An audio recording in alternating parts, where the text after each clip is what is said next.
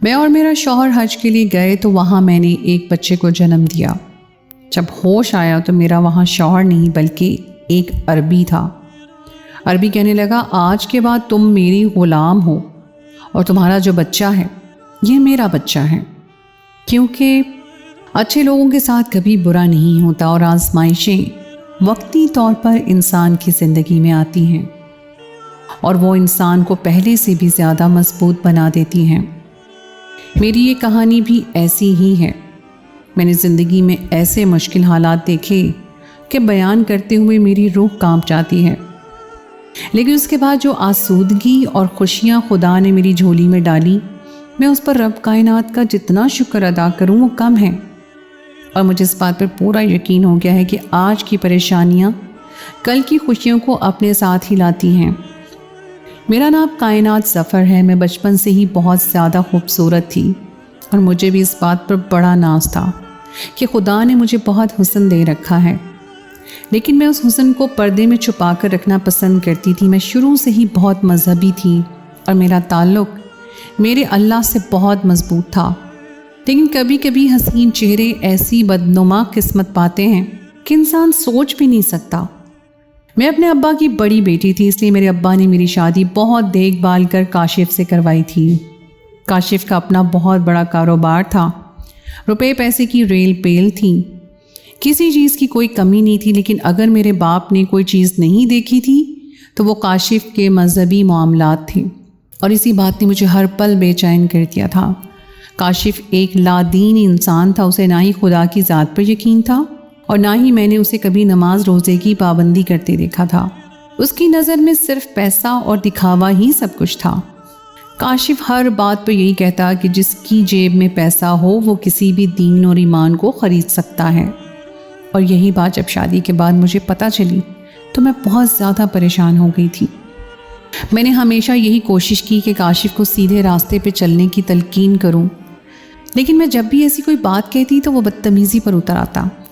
وہ زبردستی مجھے اپنے کاروباری دعوتوں میں بنا پردے کے لے جاتا اور ہر کسی سے خوشی خوشی میرا تعارف کرواتا۔ میری خوبصورتی پر اسے غرور تھا اور میں دل ہی دل میں اپنی اس بے پردگی پر خون کے آنسو بہاتی۔ میں ہر دن خدا سے دعا مانگتی کہ میرا شوہر دین کے راستے پہ چل پڑے اور مجھے مزید آزمائشوں سے گزرنا نہ پڑے۔ اور پھر ایک دن ایسا آیا جب مجھے لگا کہ میری ساری دعائیں قبول ہو گئی ہیں۔ میں باورچی خانے میں کھڑی ملازماؤں سے کام کروا رہی تھی کہ کاشف پیچھے سے آیا، کہنے لگا، لاؤ اپنا پاسپورٹ کائنات مجھے دو۔ کاشف کی اس بات پر میں حیران رہ گئی۔ میں نے کہا کہ آپ کو میرے پاسپورٹ سے کیا کام ہے؟ کاشف کہنے لگے کہ ایک تو تم عورتیں سوال بہت کرتی ہو، تمہاری چھوٹی سی عقل میں یہ بات نہیں سمائے گی، اسی لیے اپنا پاسپورٹ فی الحال مجھے دے دو۔ کاشف بہت ہی عجلت میں تھا، مجھے کچھ سوچنے سمجھنے کا موقع بھی نہ دیا اور مجھ سے میرا پاسپورٹ لے کر یہ جا وہ جا۔ میں اسے دیکھتی رہ گئی، پتہ نہیں وہ کہاں سے آ رہا تھا اور اتنی جلد بازی میں کہاں گیا تھا۔ اور پھر رات گئے جب وہ لوٹ کر گھر آیا تو میں نے پھر پوچھا کہ بتاؤ تو صحیح آخر کیا ماجرا ہے۔ کاشف نے سرسری سی نگاہ مجھ پر ڈالی، کہنے لگا، ہم دونوں حج پر جا رہے ہیں، تم تیاری کر لو۔ میں نے پاسپورٹ ویزا لگنے کے لیے دے دیا ہے۔ کاشف کی بات سن کر مجھے کرنٹ سا لگا تھا، جس سے محلے کی مسجد جانے کی توفیق نہیں تھی وہ حج پر جانے کی بات کر رہا تھا۔ میں نے حیرانگی سے کاشف کو دیکھا تو وہ کہنے لگا، ایسا کیا دیکھ رہی ہو؟ کیا تم ہی دیندار عورت ہو؟ مجھے تمہاری طرح دکھاوا کرنے کی عادت نہیں ہے۔ کاشف کے سرد لہجے پر میں کچھ گڑبڑا گئی اور کہا، کچھ نہیں نہیں ایسی بات نہیں ہے، آپ تو جانتے ہیں کہ میں امید سے ہوں اور پھر میرا چھٹا مہینہ چل رہا ہے، ایسے میں حج پر جانے کا سن کر میں کچھ گھبرا رہی ہوں۔ میری بات سن کر اس نے میری طرف دیکھا اور کہنے لگا، اتنا پریشان ہونے کی ضرورت نہیں ہے، تم اکیلی نہیں جا رہی ہو، میں بھی تمہارے ساتھ ہوں، تمہارا خیال رکھ سکتا ہوں، تم بس جانے کی تیاری کرو، ہمارے پاس زیادہ وقت نہیں ہے، کہیں ایسا نہ ہو کہ تمہاری وجہ سے سب کچھ بگڑ جائے۔ عجیب سے لہجے میں کہتا کاشف کمرے سے باہر چلا گیا اور میں سمجھ ہی نہیں پا رہی تھی کہ کاشف کی اس بات پر میں خوشی مناؤں یا پھر آنکھ کھلنے کا انتظار کروں، کیونکہ یہ سب ایک خواب سے کم نہیں تھا۔ اور پھر ایک مہینہ میں یہی سوچتی رہی کہ پتہ نہیں کب آنکھ کھلے اور یہ خواب ٹوٹ جائے، لیکن میرا شوہر تو واقعی ہی بدل گیا تھا۔ میرے حمل کا 7واں مہینہ تھا اور ہم حج ٹرمینل پر کھڑے تھے۔ जिस किसी को भी पता चला कि मेरा शौहर मुझे हज पर लेकर जा रहा है वो हक्का बक्का रह गया था, क्योंकि हर कोई काशिफ की आदत से बखूबी वाकिफ था। जब मेरी शादीशुदा नंद हमसे मिलने के लिए आई तो उसके अंदर बिल्कुल ही अंदाज अलग थे। वो बार बार मेरे करीब आती और फिर कुछ कहते कहते रुक जाती। ऐसा लग रहा था जैसे वो कुछ कहना चाहती हो मगर कह नहीं पा रही हो। मैंने एक दो दफ़ा पूछा भी कि समन कोई ख़ास बात है क्या। काशिफ भी इस तरफ मुतवज्जो हो गए और कहने लगे, हाँ मैं कुछ देर से देख रहा हूँ कि समन कुछ कहना चाह रही है। काशिफ की बात पर वो गड़बड़ा गई, कहने लगी, भाई बस यही कहना था कि मेरे लिए खुसूसी दुआ करिएगा और मेरी भाभी और भतीजे का ख्याल रखिएगा। यूँ लगा था जैसे उसने वक्ती तौर पर बात बदल दी हो और हमने मुस्कुराकर सबसे विदा ले लिया था। 2 घंटे बाद हम जद्दा एयरपोर्ट पर थे, लेकिन मेरी तबीयत कुछ ख़राब होने लगी थी। उम्रा करने के बजाय मेरे शौहर मुझे सीधे होटल ले गए और कहा कि पहले तुम आराम कर लो, तबीयत बेहतर हो गई तो फिर उम्रे पर चलेंगे। मेरे शौहर ने मुझे एक जूस का गिलास पिलाया, लेकिन मेरी तबीयत संभलने की वजह से ख़राब होती चली गई और मुझे दर्द होने शुरू हो गए।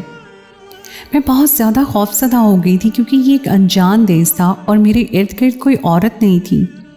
मेरा शौहर मुझे ज़बरदस्ती अस्पताल ले गया। मेरे दर्द की शिद्दत बढ़ती चली गई। ऐसा लग रहा था जैसे जिस्म की सारी हड्डियाँ चटक जाएंगी। और फिर मेरे कानों में बच्चे के रोने की आवाज़ पड़ी। मैंने एक बेटे को जन्म दिया था और फिर मैं दर्द की शिद्दत से बेहोश हो गई। जब मुझे होश आया तो मेरा बच्चा मेरे साथ था। मैं बहुत ज़्यादा खुश थी, लेकिन 7वें महीने में बच्चे को जन्म देने की वजह से बच्चा बहुत ही ज़्यादा कमज़ोर था। वहाँ एक पाकिस्तानी डॉक्टर मौजूद थी जिसने मुझे बच्चे को लेकर बहुत सारी हिदायत दी और छुट्टी का कहकर चली गई। मगर मैंने होश में आने के बाद से लेकर अब तक काशिफ को कहीं नहीं देखा था।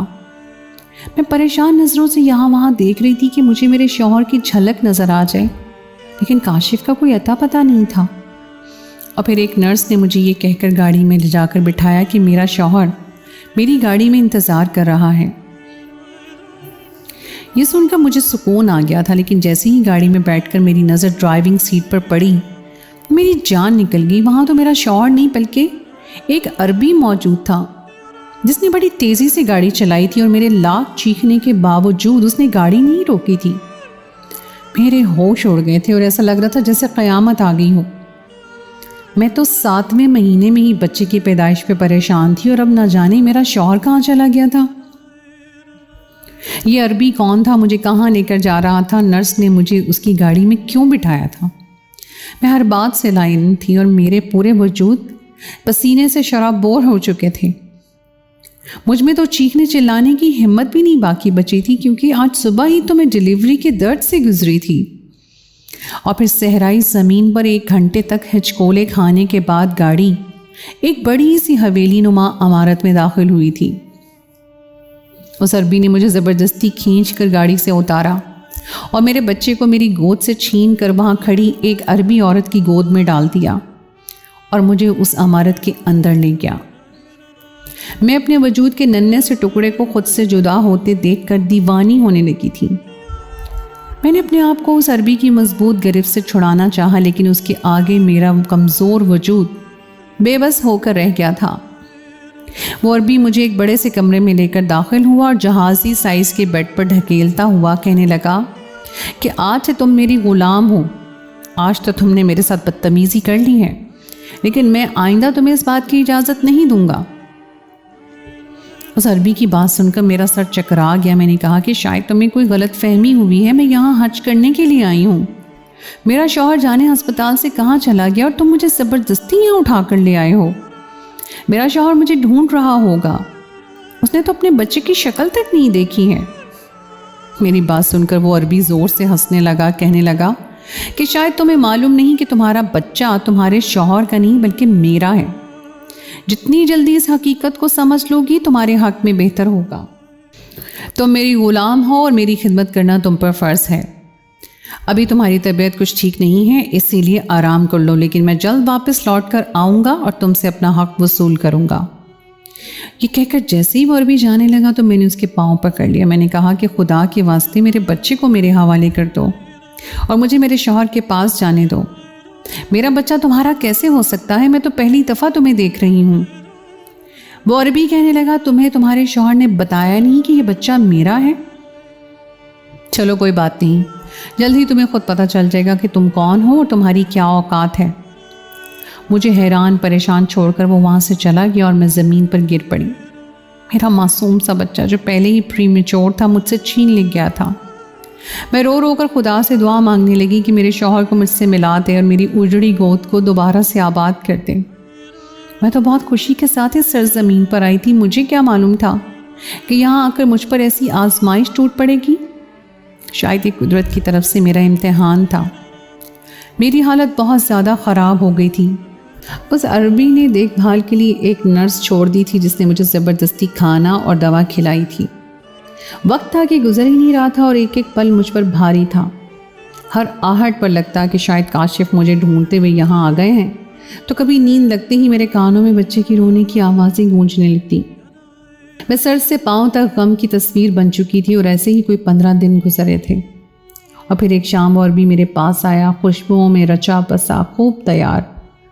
اسے دیکھ کر میں اپنے آپ میں سمٹ گئی تو وہ کھل کر ہنسا اور کہنے لگا، آج تو میں اپنی محبت کا خراج وصول کر کے ہی رہوں گا۔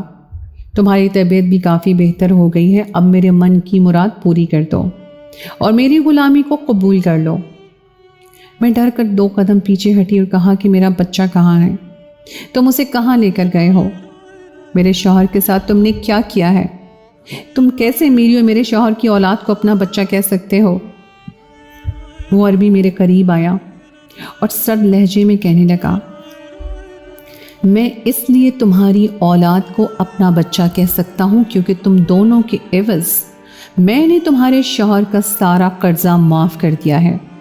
اس عربی کا انداز ایسا تھا کہ میری ریڑھ کی ہڈی سنسنا اٹھی۔ میں نے بے یقینی سے پوچھا کہ تم کیا کہہ رہے ہو؟ کون سا قرضہ؟ کون سی معافی؟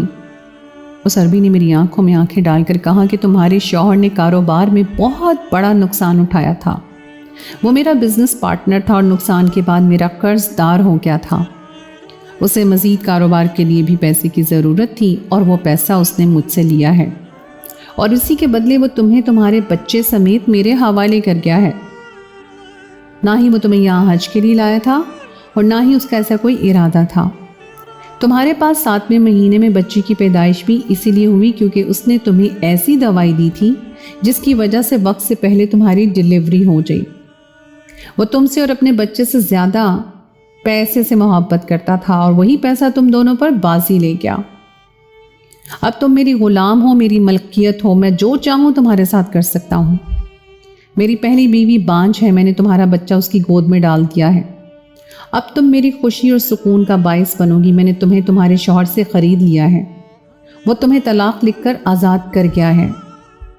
اس عربی کے لفظوں نے میرے سر پر آسمان گرا دیا تھا۔ میں نے دونوں کانوں پہ ہاتھ رکھ دیے۔ میں مزید کوئی بات نہیں سننا چاہتی تھی۔ میں چیختے ہوئے کہہ رہی تھی کہ تم جھوٹ بول رہے ہو۔ کاشف لاکھ برے سے ہی لیکن ایسی حرکت نہیں کر سکتے، وہ مجھ سے محبت کرتے تھے، مجھے دھوکہ نہیں دے سکتے۔ کوئی کیسے اپنی اولاد کو چھوڑ کر جا سکتا ہے؟ یقیناً تم کوئی دھوکے باز انسان ہو جو میری بے بسی کا فائدہ اٹھانا چاہتے ہو۔ اس عربی نے ایک خط میرے آگے رکھ دیا۔ میں اپنے شوہر کی لکھائی اچھی طرح پہچانتی تھی۔ میرے شوہر نے صاف لفظوں میں مجھے یہ کہہ کر طلاق لکھی ہوئی تھی کہ جتنے پیسے وہ عربی میرے شوہر کو دے رہا تھا اس سے تو وہ واپس جا کر 4 شادیاں کر سکتا تھا۔ مجھے اپنی آنکھوں پر یقین نہیں آ رہا تھا۔ میں نے بارہا اس پیپر پر ہاتھ پھیرا اور اپنی بدقسمتی کو محسوس کرنے لگی۔ مجھے اب سمجھ نہیں آ رہا تھا کہ میری نند ایئرپورٹ پر اس قدر بے چین کیوں تھی۔ شاید وہ اپنے بھائی کے ارادوں کو بھانپ گئی تھی۔ میں نے شدت ضبط سے آنکھیں بھیجی تو آنسوؤں کی ایک لڑی بہہ نکلی۔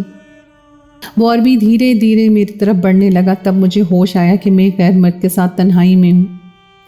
اب تک میں جس شوہر سے امید لگائے بیٹھی تھی وہ بھی میرا کچھ نہیں کر رہا تھا، اور یہ خیال آتے ہی میرے قدموں سے زمین نکل گئی۔ وہ عربی میرے بہت نزدیک آ چکا تھا اور پھر وہ میرے ساتھ دست درازی کی کوشش کرنے لگا۔ میں نے اس کے ہاتھ کو بری طرح جھٹکا اور اسے دھمکی دی کہ اگر اس نے مجھے زبردستی ہاتھ لگانے کی کوشش کی تو میں اپنی جان لے لوں گی۔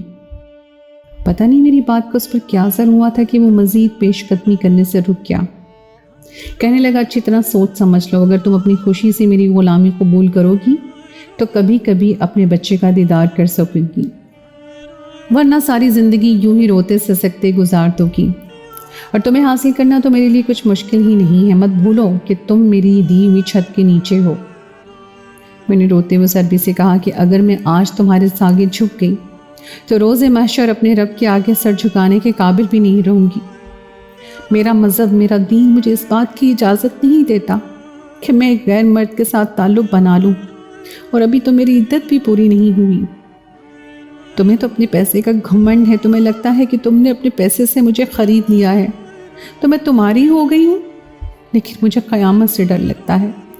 مجھے حشر کے دن کی تپش کا سوچ کر خوف آتا ہے، میں کیسے تمہارے ساتھ گناہ کرنے کے بعد اپنے رب کے حضور پیش ہو سکوں گی؟ میں اس عمل کا کیا جواب دوں گی کہ میں ایک امیر آدمی کے خوف سے گناہ کے کام میں مبتلا ہو گئی؟ نہیں، میں یہ نہیں کر سکتی۔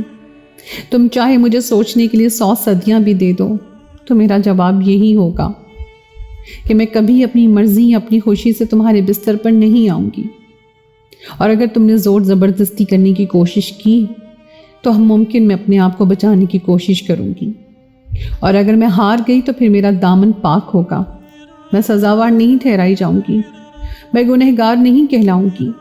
میرا اللہ سب دیکھ رہا ہے، وہ جانتا ہے میری نیت کو، اسے سب معلوم ہے۔